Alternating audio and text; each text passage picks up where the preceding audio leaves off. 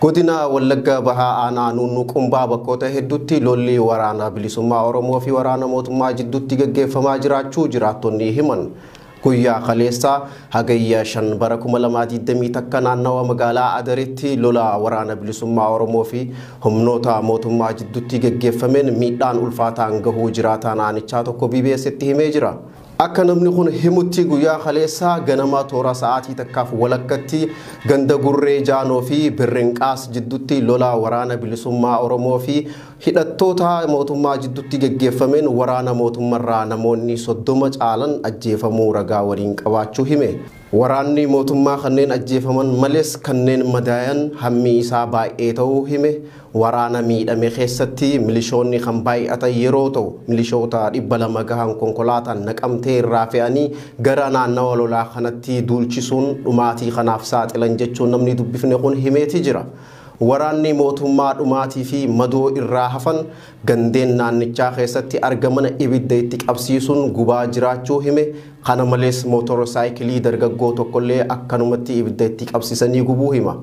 Magaalaa Adaree keessatti humnoonni mootummaa namoota nagayaa sababa tokko malee reebaa waan jiraniif daldaltoonni akkaataa itti hojjetatan dhabuu hime. Kana malees sodaa nageenyaa irraa kan ka'e manneen nyaataa fi daldalaa magaalaa Adaree keessaa cufamee jiraachuu namni kun himeeti jira.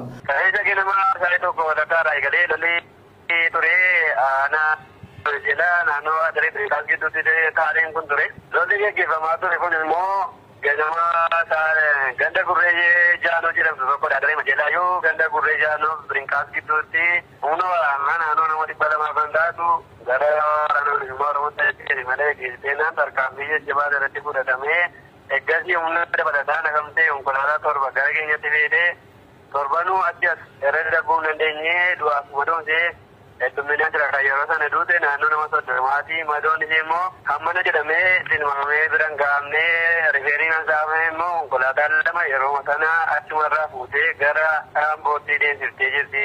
Ganama lolli iddoo 2 ture tokko immoo nuunuma jedhaa naannoo Faaffaa kan jedhamu ganama lolli taasifameen ittiin duuba aariidhaan deebitee mana nama 2 gubbee motora ijoollee yeroo manuma jalatti agartee itti waraana bilisummaa Oromoo feetu jettee motora tokkollee gubdee turte.